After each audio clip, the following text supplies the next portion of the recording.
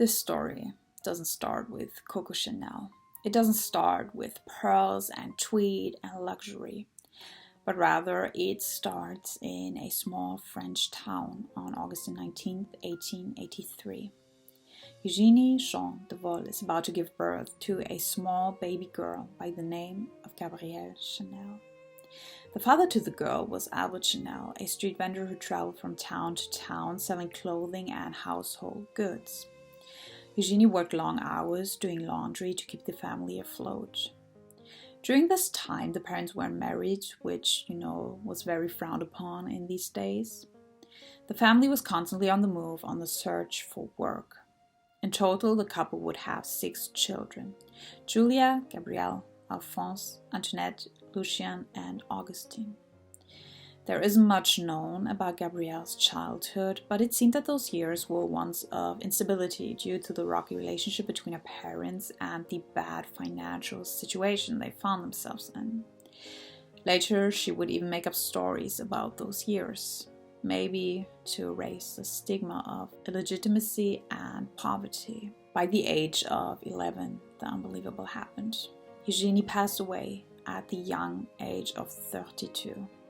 The father, unable or maybe unwilling to care for his kids, sent the boys off to work on farms and the girls to an orphanage at the Abbey of Aubusson. There isn't much known about her time here either, but she once described it as a time that was certainly not filled with love. A place that demanded a disciplined, structured, and quiet life. Simplicity was valued deeply.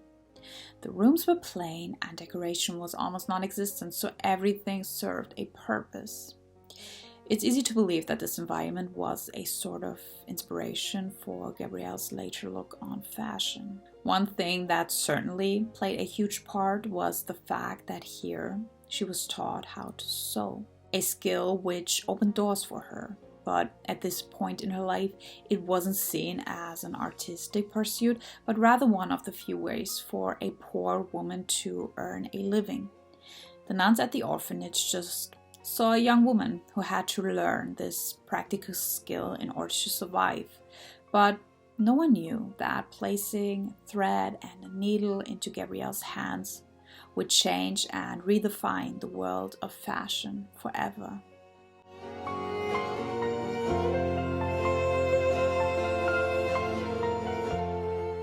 Gabrielle found work as a seamstress.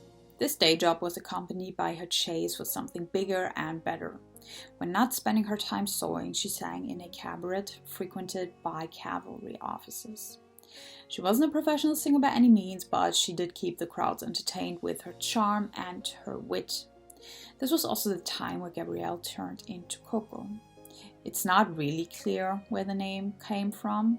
Since she often performed the songs Who Has Seen Coco and Cocorico, it's believed that through those performances, the nickname Coco began to stick. Later, she also liked to say that the name was given to her by her father. So whether it came from the songs or it was just a playful nickname given to her, what's important is that Gabrielle embraced it. Maybe it was also an easy way to strip herself of her past. She didn't want to be seen as a girl from the orphanage because she wanted to find a way into the world of France's elite. There are also some records that besides those 2 jobs, she worked as a sex worker, engaging in relationships with both men and women. It's also rumored that she was in fact bisexual and upheld personal relations with both genders. At the age of 23, she met Etienne Bassin, a former cavalry officer and heir to a textile fortune. The Bassins made their fortune manufacturing textiles, particularly uniforms and fabrics for the French military. She became his mistress and lived with him in his chateau, now surrounded by a lifestyle of wealth and self-indulgence. Now Coco's days contained horse racing, lavish parties, expensive clothing, and privilege, the exact opposite of Gabrielle's upbringing. At the time, it wasn't unusual for wealthy men to support actresses, singers, and aspiring artists. While women had very limited opportunities, relationships like these could provide access to education, connection, and financial stability. And this world must have felt like stepping into another universe for Gabrielle. But she didn't just simply spend her time admiring everything, but rather she studied it. Coco watched how people dressed, spoke, and what signaled status. She saw women in elaborate gowns, oversized hats, and painfully tight corsets. And she began to create hats for herself and her friends. These designs were the exact opposite of the popular trends at the time. So the simple and straightforward pieces of Coco stood out, since they lacked the excessive feathers, the ribbons, and all of the decorations. At this point, another man entered her life, Arthur Boy Capel, an English businessman and polo player. Coco benefited from his status as a wealthy member of the upper class, since he moved her into an apartment in Paris and financed her first shops. Their relationship was a big turning point in her career, but it was also deeply personal. They spent a lot of time together, the affair lasting round about 9 years. But he was never faithful to her, and even after he married an English aristocrat, he kept the relationship with Coco going. In 1910, Coco opened her first shop in Paris, a modest beginning into the fashion world. She sold her hats, which embodied her simple, elegant, and functional style.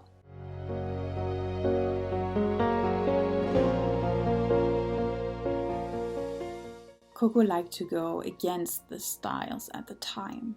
While the average clothing pieces for women were decorated with lavish pieces, she liked to keep her designs simple. She had a vision which couldn't have been more different from what the women were used to. Now she introduced something else. She opened a boutique in the seaside resort of Deauville. Every summer, the town filled with wealthy Parisians escaping the city in search of life by the sea.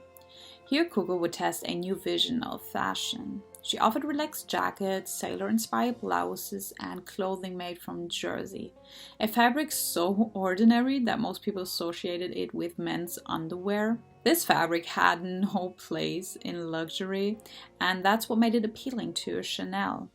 The usual garments could feel suffocating, but now jersey allowed women to breathe, to walk, to drive, and to just simply live. Coco believed that luxury shouldn't feel restrictive.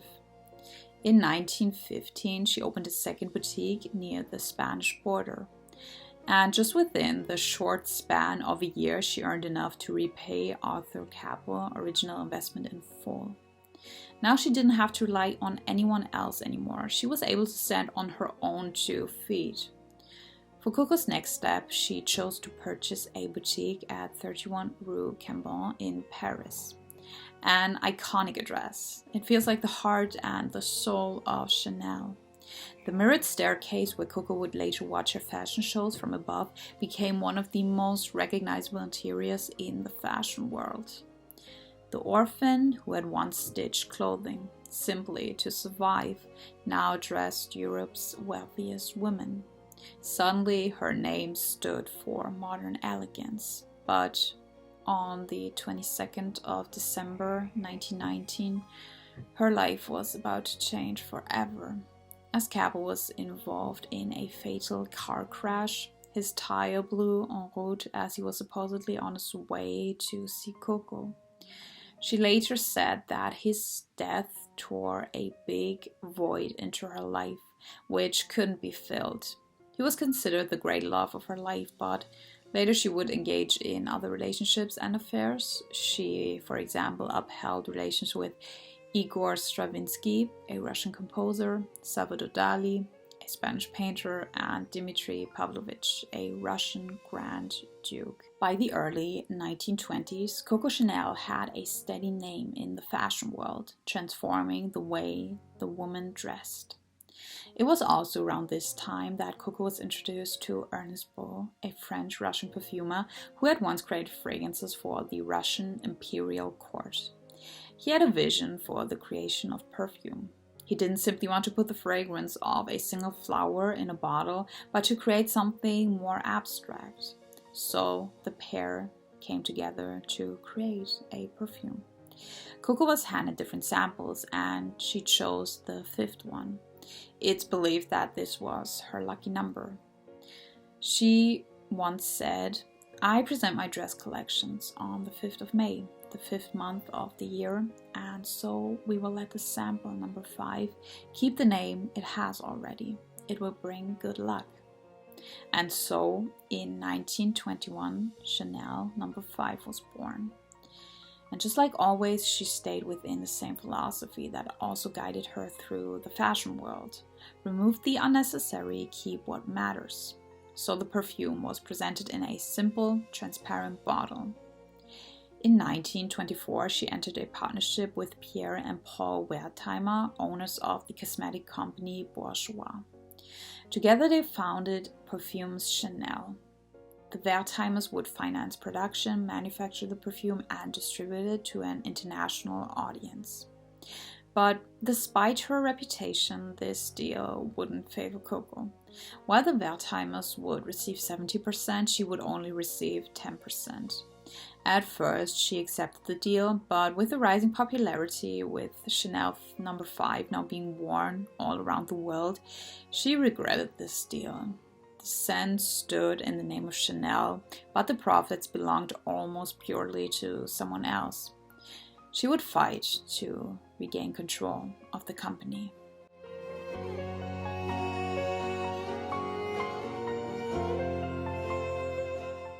In September 1939, Europe went to war. During this time, Coco closed nearly all her stores, declaring it was no time for fashion. Due to this decision, thousands of female employees lost their jobs overnight. Her perfume business continued to operate, largely because it was controlled by Parfums Chanel rather than her couture house. Coco stayed at the Hotel Ritz, one of the most luxurious hotels in the city, and also a place where a lot of German officials stayed, making it very controversial. It was also here that she began a relationship with Hans Günther von Dinklage, a German intelligence officer and diplomat. There are documents suggesting that Coco had contact with Nazi intelligence services and may have acted as an intelligence asset under the codename Westminster. There's debate around the fact how much she was actually involved, whether her role was limited or whether she did actively cooperate with the German regime. While it's still unclear how much activity there was, what is known is that she was angry about the fact how much money the Wertheimers made from Chanel number 5.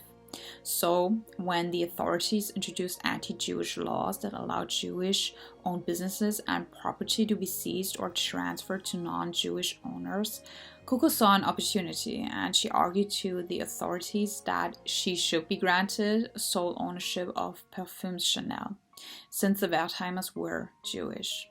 But long before the German occupation, Pierre Wertheimer had anticipated the danger facing Jewish business owners. He transferred legal control of Parfums Chanel to a trusted non-Jewish associate before fleeing France, making it difficult for the occupying authorities to take over the company. We can't really know the full extent of her cooperation with the German regime, but through this story, we can safely say that she was willing to exploit the political situation for her own personal advantage. As Allied forces liberated Paris in 1944, questions about collaboration swept across France and thousands of people were investigated. Coco was also investigated by authorities but was never formally charged. But this doesn't have to be a credible source to undermine her innocence when it comes to possible collaboration with the German regime. Historians debated that her friendship with Winston Churchill may have helped protect her from prosecution. But still, after this, she decided to leave France and settle in Switzerland. Here she also continued her relationship with Dinklage.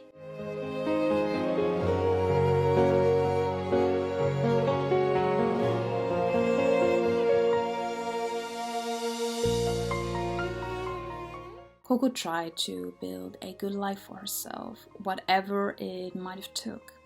It's said that she wasn't the most likable character, paying her workers too little while expecting long hours and complete dedication from her staff. Her character was described as impatient, blunt, and highly critical. With her designs, she revolutionized women's wardrobes and built an image full of elegance for the name Chanel. But her reputation crumbled through her wartime associations. The people she liked to surround herself with painted a picture for her own character. Because public opinion turned against her, she spent nearly 10 years in Switzerland, where she didn't design clothing but still lived a life full of wealth thanks to the profits from Chanel No. 5. The perfume still sold enough to provide her with a large income. While she kept in contact with her influential friends in fashion, art, and business, she did stay out of the public eye. At the age of 70, she made the decision to reopen her fashion house in Paris. During her absence, the trends had changed. Now, in the 1940s and 50s, the new look was on the rise, inspired by Christian Dior. Narrow waists, full skirts, and very feminine silhouettes were worn by women. Once again, Coco found this way of dressing to be very limiting, thinking it was restricting movement. Her first collection in 1954 received mixed reviews in France, but found lots of buyers in the United States and Britain. And just like that, her designs were on the rise again. Celebrities like Grace Kelly, Elizabeth Taylor, and Jackie Kennedy wearing them.